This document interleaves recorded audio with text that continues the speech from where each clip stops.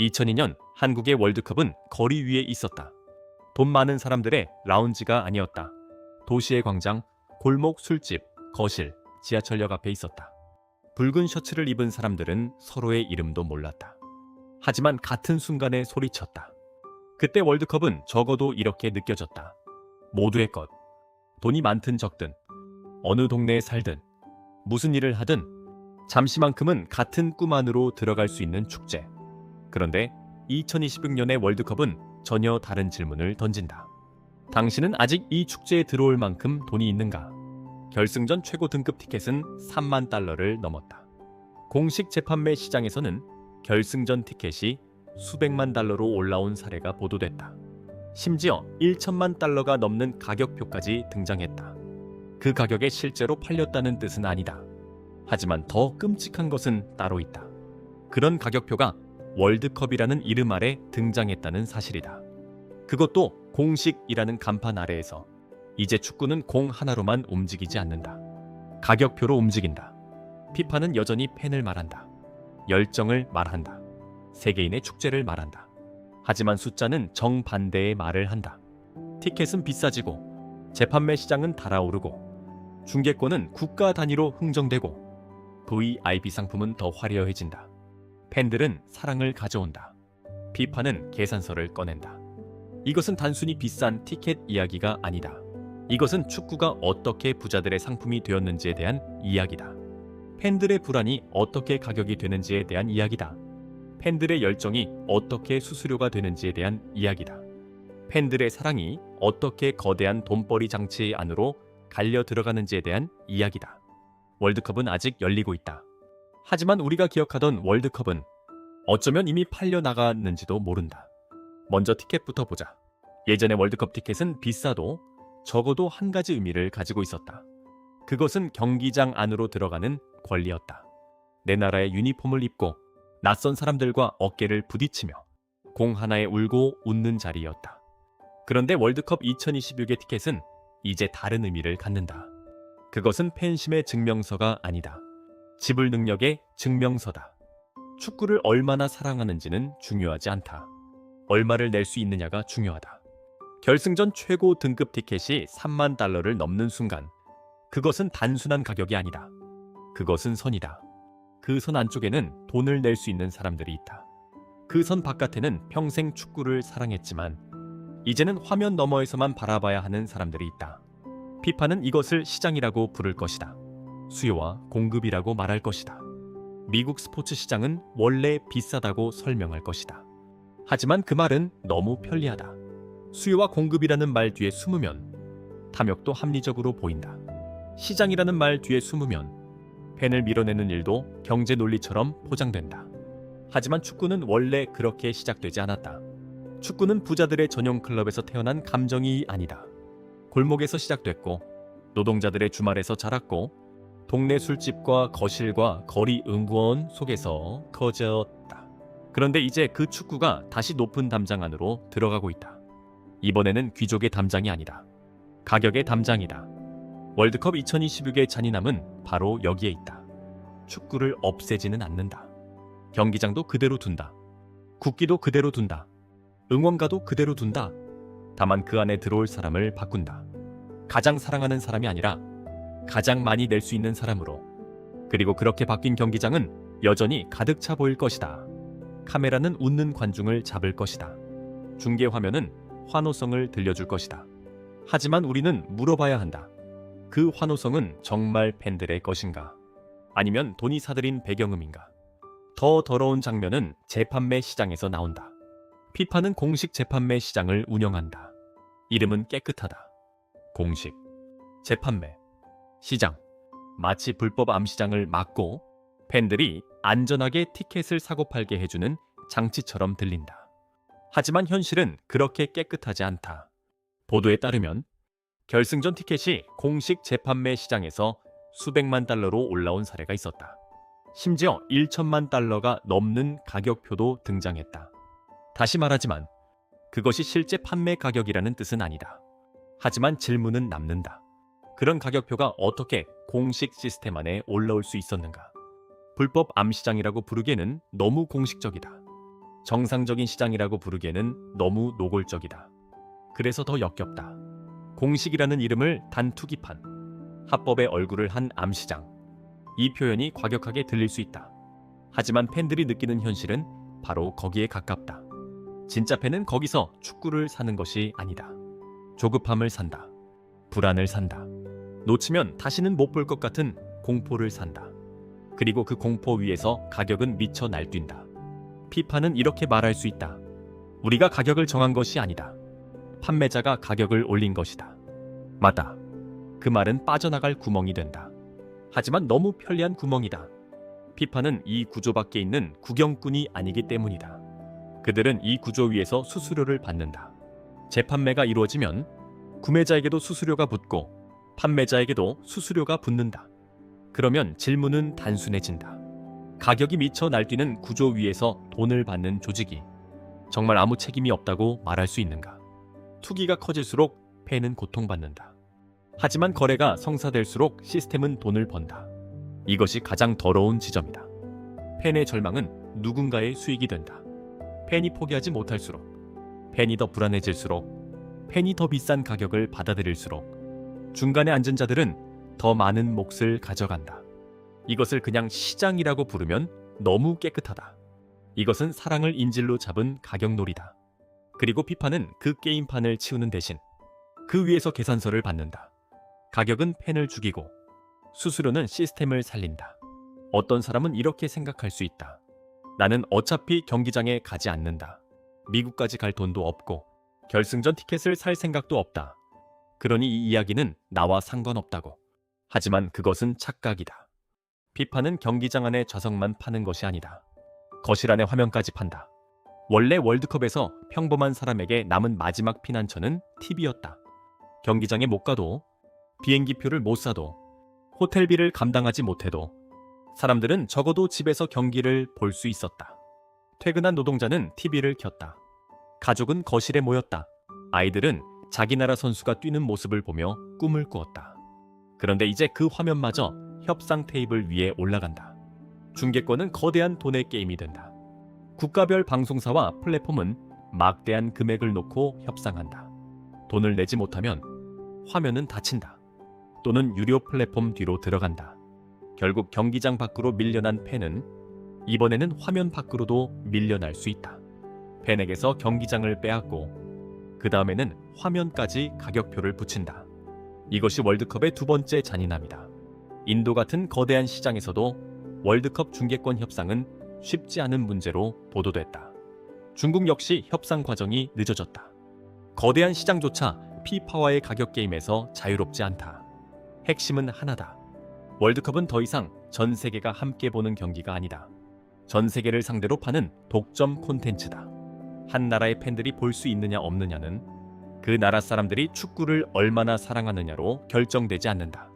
방송사가 얼마를 낼 수 있느냐, 플랫폼이 얼마를 회수할 수 있느냐, 광고주가 얼마를 붙일 수 있느냐, 그 계산으로 결정된다. 피파는 팬들의 눈물을 팔지 않는다고 말할 수 있다.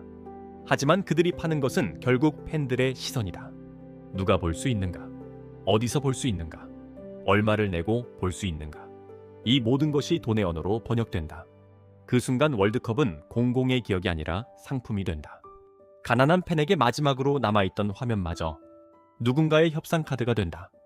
그리고 피파는 이 모든 것을 더 아름다운 말로 포장한다.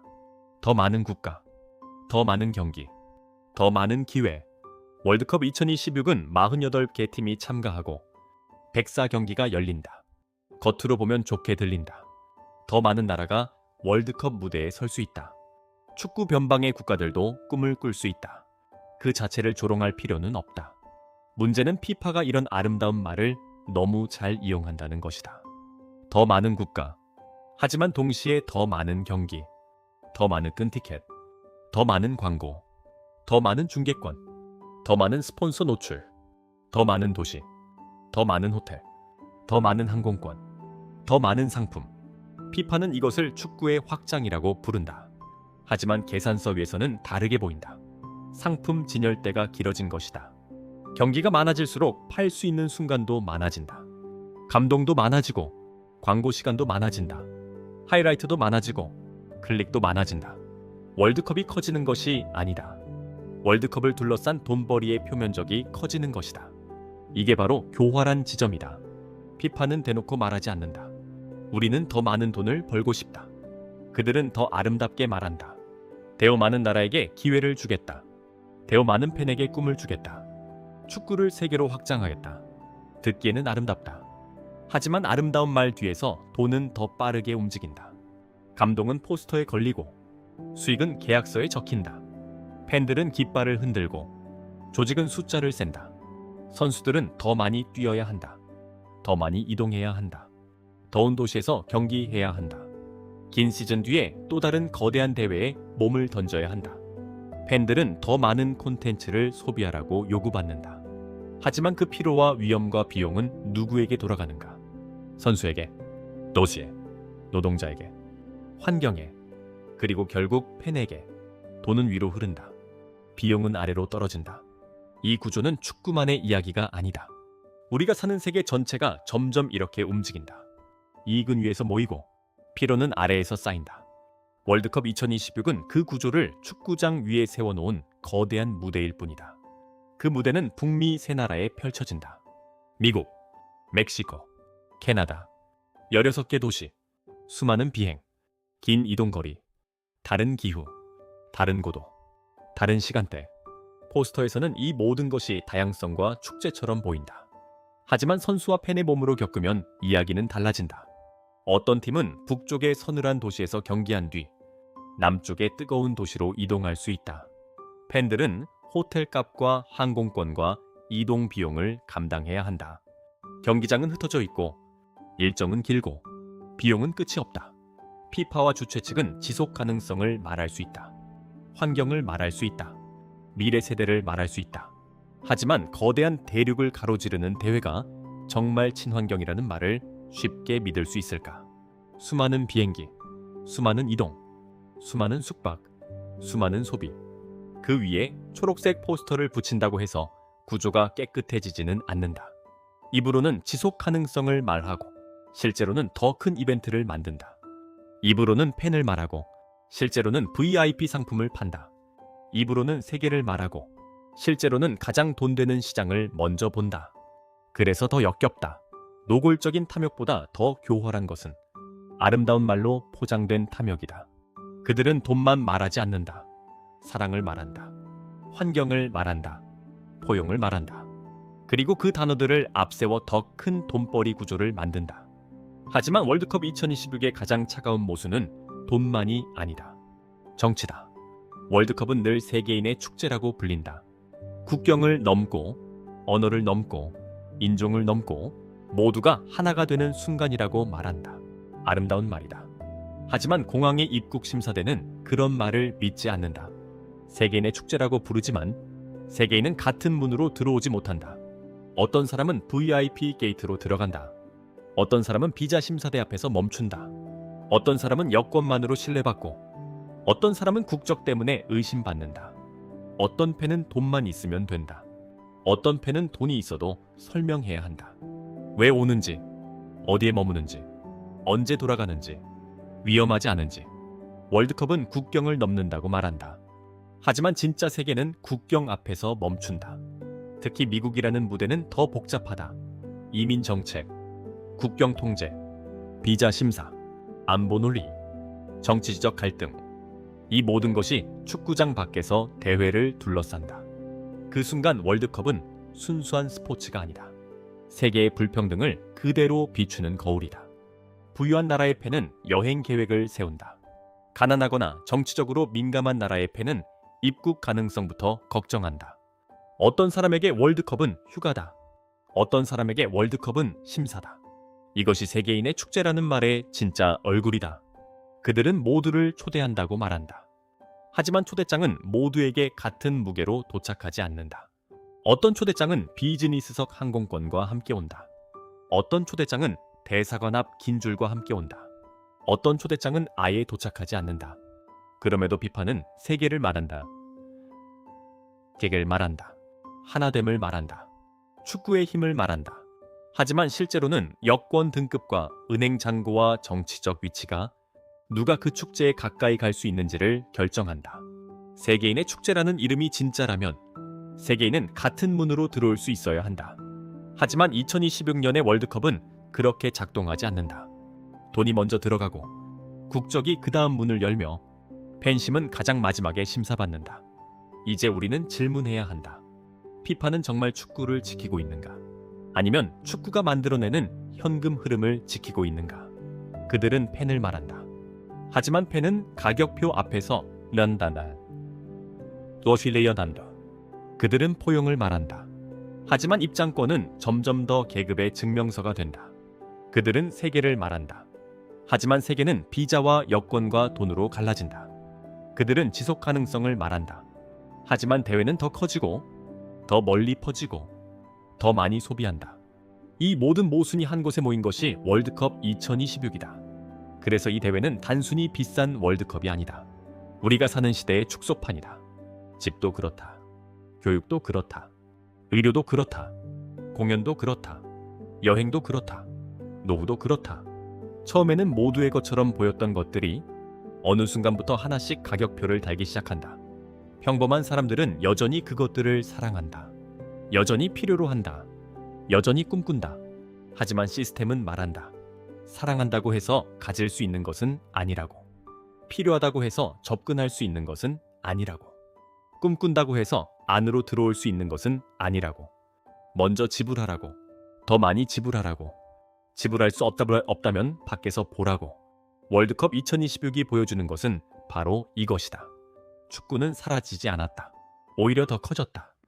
경기는 더 많아졌고, 화면은 더 화려해졌고, 스폰서는 더 많아졌고, 도시들은 더 큰 이벤트를 준비한다. 하지만 그 안에서 팬은 점점 작아진다. 팬은 주인이 아니라 고객이 된다. 고객도 아니면 데이터가 된다. 데이터도 아니면 배경이 된다. 그리고 돈을 충분히 내지 못하는 팬은 자신이 사랑하던 축제 앞에서 조용히 투명해진다. 이것이 진짜 비극이다. 견디의 부차극이다. 월드컵이 망하는 것이 아니다. 월드컵은 아주 성공할 것이다. 경기장은 찰 것이다. 중계권은 팔릴 것이다. VIP 석은 빛날 것이다. 스폰서 로고는 화면을 채울 것이다. 피파는 기록적인 숫자를 발표할 것이다. 그리고 바로 그 성공 때문에 더 끔찍하다. 그 성공은 축구가 건강하다는 증거가 아닐 수 있다.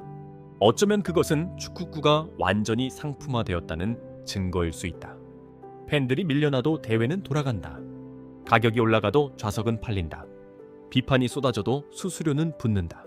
정치적 장벽이 있어도 카메라는 웃는 얼굴만 잡는다. 이것이 현대 스포츠 산업의 무서운 진실이다. 사람이 빠져도 시스템은 멈추지 않는다. 사랑이 빠져도 상품은 팔린다.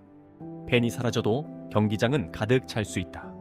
그러니 이제 물어봐야 한다. 월드컵은 누구의 것인가? 피파의 것인가? 스폰서의 것인가? 방송사의 것인가? VIP석을 사는 사람들의 것인가? 아니면 아직도 TV 앞에서, 거리에서, 술집에서, 작은 방 안에서 공 하나에 울고 웃는 평범한 사람들의 것인가? 월드컵은 계속 열릴 것이다. 경기장은 계속 빛날 것이다. 카메라는 계속 함성을 잡을 것이다. 하지만 그 함성이 정말 팬들의 것인지 아니면 돈이 사들인 배경음인지 이제는 의심해야 한다. 우리가 기억하던 월드컵은 모두의 축제였다. 하지만 2026년의 월드컵은 다른 얼굴을 하고 있다. 그것은 우리에게 묻는다. 당신은 아직 들어올 수 있는가? 당신은 아직 볼 수 있는가? 당신은 아직 이 축제의 일부인가? 아니면 당신이 사랑했던 축구는 이미 누군가에게 팔려나갔는가? 가장 무서운 것은 월드컵이 사라지는 것이 아니다. 가장 무서운 것은 월드컵이 계속 열리는데 그 안에 더 이상 우리가 없다는 사실이다. 월드컵은 계속될 것이다. 하지만 우리가 사랑했던 월드컵은 어쩌면 이미 끝났는지도 모른다.